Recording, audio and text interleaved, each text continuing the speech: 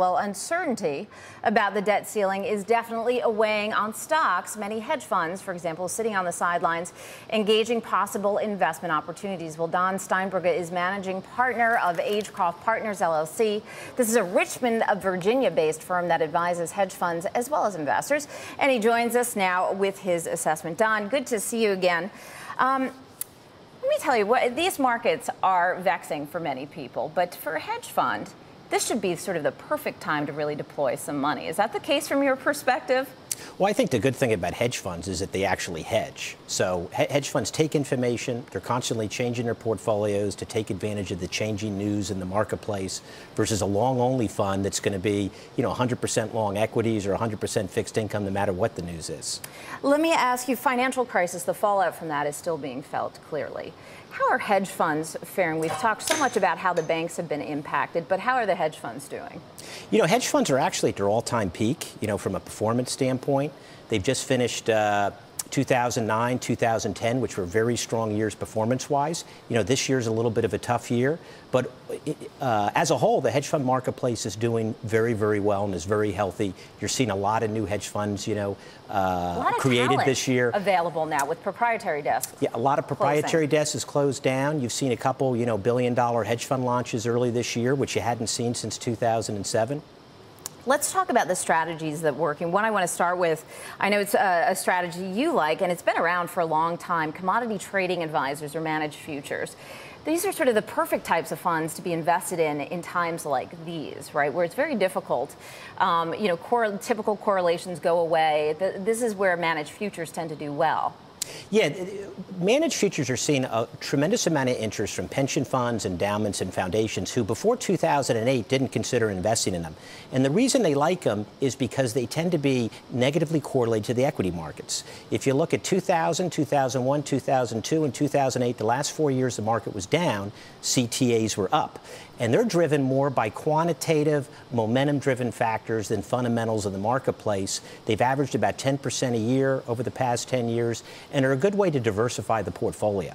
Any in particular that stand out to you at this point? I would prefer not to mention any names, but there's about 1,000 CTAs out there. If I was doing research on CTAs and which ones to invest in, I would focus on those with very large research staffs. And I'd probably focus on those with about $1 billion to $10 billion in assets.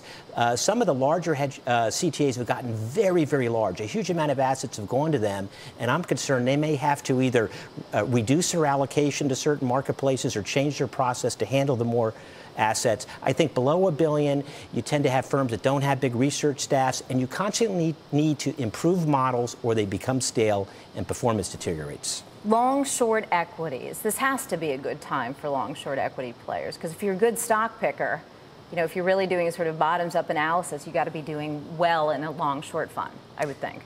Long short funds represent about 35% of the hedge fund marketplace. Most investors have an allocation to long short equity. They have had a difficult time generating alpha over the past year and a half because there's been a high correlation in the movement of stocks. It's been more of a macro trade.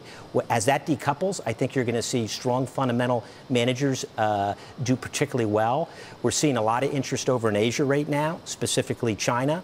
And China has a lot more growth than the U.S., and so you're seeing healthy flows into that marketplace right now. And then very quickly, I want to talk about structured credit, in particular mortgage-backed arbitrage funds. I was looking at these strategies year to date. This was as of the end of June, up close to 9%.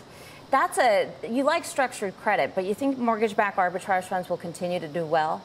I think a monkey could have made money in mortgages over the past 2.5 years. Wow.